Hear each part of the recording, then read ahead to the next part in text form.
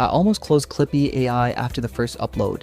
Not because it was bad, because I thought I'd already seen this exact tool a dozen times. Turns out, I was wrong. I threw one of my YouTube videos into it expecting the usual AI clip generator. Find highlights, add captions, export, done. That's what I thought was going to happen. Instead, I caught myself watching the clips before I even started editing them.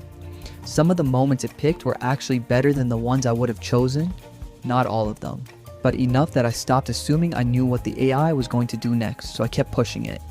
Long podcast, talking head video, tutorial, different pacing, different speakers. The results weren't always consistent. Fast-paced videos looked great. Slower educational content, not as much. A few clips ended too early and a couple completely missed the point I was trying to make. I had to jump in and clean things up. Honestly, I expected that. The feature that surprised me wasn't the clipping. It was how quickly I could go from a 30-minute video to something that was almost ready to post. I wasn't starting from scratch anymore. I was editing a draft, and that's a very different workflow. One thing I'd keep in mind, if you're hoping this replaces your editor, it won't. If you're trying to cut your editing time in half, that's a much more realistic expectation. Pricing really depends on how much content you publish.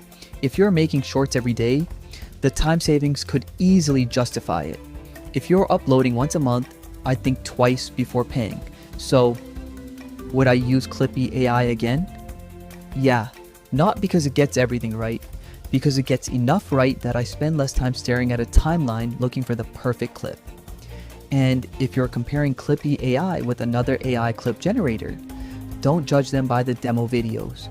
Upload one of your own videos, that's where the real differences show up,